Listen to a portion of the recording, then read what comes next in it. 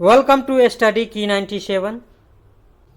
आज हम लोग भारतीय नृत्य के बारे में पढ़ेंगे कि नृत्य क्या होता है, नृत्य को कितने भागों में बांटा गया है, कौन सा नृत्य किस राज्य से संबंधित है, ये सब के बारे में आज हम लोग पढ़ेंगे।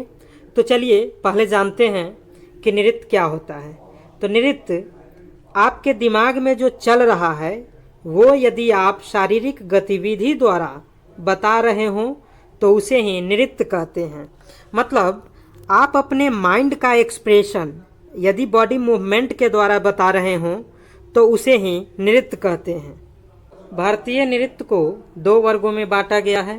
पहला है क्लासिकल डांस जिसे कहते हैं शास्त्रीय नृत्य, और दूसरा है फोक डांस जिसे कहते हैं लोक नृत्य। तो चलिए पहले देखते हैं कि शास्त्रीय नृत्य क्या होता है, इसे कितने वर्गों में बांटा गया है। शास्त्रीय नृत्य के अंदर भावना में चित्रित अवधारणा, कला की भावना तथा व्यक्तिगत नृत्य की उपलब्धि बहुत महत्वपूर्ण स्थान रखते हैं। मतलब क्लासिकल डांस में चित्र के द्वारा भावनाओं को दर्शाया जाता है। इसमें व्यक्तिगत नृत्य होता है, ग्रुप में नृत्य नहीं होता है। इसके लिए बहुत ज़्यादा ट्रेनिंग की ज़रूरत होती है। क्लासिकल नृत्य के लिए बहुत ज़्यादा ट्रेनिंग की ज़रूरत होती है, जबकि यदि फोक डांस है तो फोक डांस में कोई ट्रेनिंग की ज़रूरत नहीं, वो आम लोग भी ये डांस को कर सकते हैं, फोक डांस को। तो चलिए देखते हैं क्लासिकल डांस मतलब शास्त्रीय नृत्य को कितने भागों में बांटा गया है। भारत में संगीत नाटक एकेडमी एक ऑर्गेनाइजेशन है जो सरकार के तरफ से ये डिसाइड करती है कि किस डांस को क्लासिकल डांस कहा जाए।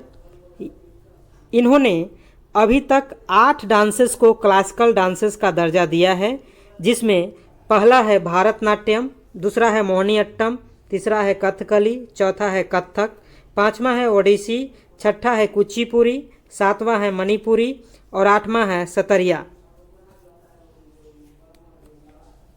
तो चलिए ये सब के बारे में एक एक करके हम लोग पढ़ते हैं और जानते हैं कि कौन शास्त्रीय नृत्य किस राज्य से संबंधित है। तो पहला है भारतनाट्यम। यह दक्षिण भारत तमिलनाडु राज्य का शास्त्रीय नृत्य है। इसके प्रमुख कलाकार हैं यामिनी कृष्णमूर्ति, रुक्मणी देवी और मृणालिनी साराभाई। आप लोग देख रहे होंगे ये सब डांस के लिए काफ़ी ट्रेनिंग की ज़रूरत होती है। पैर को कैसे रखना है, गर्दन को कितना डिग्री पे रखना है एकदम सीधा करके, उसके बाद हाथ को कैसे रखना है, ये सब के लिए काफ़ी ट्रेनिंग की ज़रूरत होती है। दूसरा है मोहिनीअट्टम। यह केरल का शास्त्रीय नृत्य है। इसमें सिर्फ महिलाएं ही भाग लेती है। इस क्लासिकल डांस में पुरुष भाग नहीं लेते हैं, सिर्फ महिलाएं ही भाग लेती है। इसके प्रमुख कलाकार हैं हेमा मालिनी, कल्याणी अम्मा। तीसरा शास्त्रीय नृत्य है कथकली। यह केरल का शास्त्रीय नृत्य है। इसके प्रमुख कलाकार हैं कृष्ण नायर और रीता गांगुली। केरल का 2 क्लासिकल डांस है, एक तो हम लोग अभी देखे हैं इससे पहले मोहिनीअट्टम, और ये हो गया कथकली। चौथा है कथक। यह उत्तर भारत मुख्यतः उत्तर प्रदेश का शास्त्रीय नृत्य है। इसके प्रमुख कलाकार हैं बिरजू महाराज, सितारा देवी, गोपी कृष्ण। उसके बाद 5वां क्लासिकल डांस है ओडिसी। यह उड़ीसा का शास्त्रीय नृत्य है। इसके प्रमुख कलाकार हैं माधवी मुदगल, केलुचरण महापात्र और सोनल मानसिंह। ये सब डांस के लिए काफ़ी ट्रेनिंग की ज़रूरत होती है। इस चित्र से आप लोगों को पता चल रहा होगा। छठा शास्त्रीय नृत्य है कुचिपुड़ी। यह आंध्र प्रदेश का शास्त्रीय नृत्य है। इसके प्रमुख कलाकार हैं लक्ष्मी शास्त्री, राधा रेड्डी और यामिनी कृष्णमूर्ति। 7वां शास्त्रीय नृत्य है मणिपुरी। यह मणिपुर का शास्त्रीय नृत्य है। इसका दूसरा नाम है जागोई नृत्य। इसके प्रमुख कलाकार हैं झावेरी बहनें, झावेरी नामक 2 बहन हैं, और गुरु अमली सिंह। इसमें काफ़ी तेज़ी से पाँव को नहीं उठाया जाता है, धीरे धीरे उठाया जाता है। तो अंतिम शास्त्रीय नृत्य है सतरिया। यह असम का शास्त्रीय नृत्य है। इसके प्रमुख कलाकार हैं शंकर देव। इसी के साथ शास्त्रीय नृत्य का सेशन ये समाप्त होता है। अब हम लोग शास्त्रीय नृत्य के बारे में थोड़ा सा रिवाइज कर ले। शास्त्रीय नृत्य 8 प्रकार के हैं, जिसमें 2 का नाम तो हम लोगों को ऐसे ही याद है, उड़ीसी उड़ीसा से है और मणिपुरी मणिपुर से है। और 2 नाम ऐसा है जो दक्षिण भारत यानी कि केरल से संबंधित है, वो है मोहिनीअट्टम और कथकली। तो 4 ऐसे हो गया। 5वां हो गया भारतनाट्यम जो तमिलनाडु से है। 6ठा में हो गया कथक जो यूपी से संबंधित है। 7वां हो गया कुचिपुड़ी जो आंध्र प्रदेश से संबंधित है। और 8वां हो गया सतरिया जो असम से संबंधित है। कभी कभी शास्त्रीय नृत्य का नाम दे दिया जाता है और उससे संबंधित राज्य के बारे में पूछा जाता है। तो हम लोगों को इसे अच्छी तरह से याद कर लेना होगा।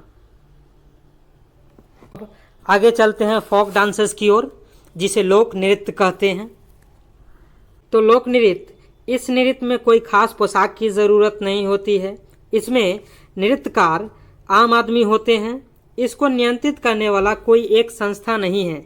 जैसे शास्त्रीय नृत्य को नियंत्रित करने के लिए संगीत नाटक एकेडमी है, उस तरह लोक नृत्य को नियंत्रित करने के लिए कोई एक संस्था नहीं है। और इसमें आम आदमी भी नृत्य कर सकते हैं और इसके लिए कोई खास पोशाक की ज़रूरत नहीं है। जिस प्रकार हम लोग अभी देखे हैं शास्त्रीय नृत्य में अनेकों प्रकार के पोशाक होते हैं, अलग शास्त्रीय नृत्य के लिए अलग पोशाक की ज़रूरत होती है, वैसे लोक नृत्य के लिए कोई विशेष पोशाक की ज़रूरत नहीं होती है और इसमें आम लोग भी डांस कर सकते हैं, नृत्य कर सकते हैं। तो चलिए किस राज्य का कौन लोक नृत्य है उसके बारे में हम लोग जानकारी लेते हैं। वैसे तो प्रत्येक राज्य में अनेक प्रकार के लोक नृत्य हैं, लेकिन इसमें हम लोग कुछ महत्वपूर्ण लोक नृत्य को ही देखेंगे। जैसा कि पहला है गुजरात। गुजरात में लोक नृत्य होता है गरबा, डांडिया, रास, टिप्पानी। उसी प्रकार महाराष्ट्र का लोक नृत्य है लावनी, तमाशा, दही हंडी, लेजम। केरल का लोक नृत्य है कालियट्टम, थुलाल, पदायुनी। केरल का 2 शास्त्रीय नृत्य है मोहिनीअट्टम और कथकली। इसमें प्रश्न पूछ दिया जाता है, जैसे पूछेगा कि कालियट्टम किस राज्य का लोक नृत्य है और 4 ऑप्शन दे देंगे। उसमें एक ऑप्शन आपका केरल का भी रहेगा, तो उसी को मार देंगे हम लोग, उसी को सही कर देंगे और मेरा आंसर सही हो जाएगा। अगला है कर्नाटक। कर्नाटक का लोक नृत्य है यक्षगान, करगा, लाम्बी। और उसके बाद है तमिलनाडु। तमिलनाडु का नृत्य है करगम और कवलतम।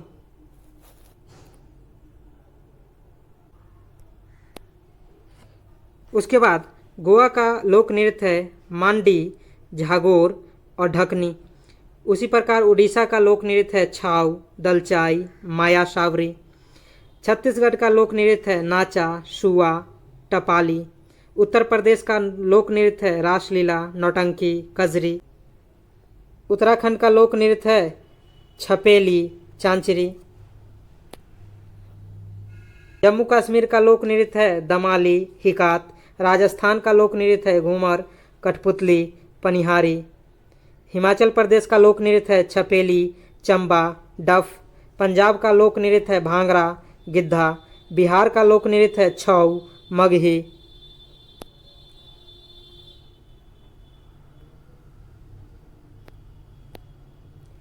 झारखंड का लोक नृत्य है सरहुल, कर्मा, जट जटिन। आंध्र प्रदेश का लोक नृत्य है मधुरी, छरी, सिद्धि।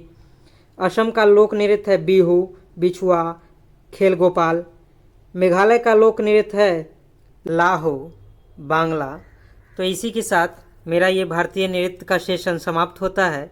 यदि आपको मेरा वीडियो अच्छा लगा हो तो प्लीज़ लाइक और सब्सक्राइब ज़रूर करें।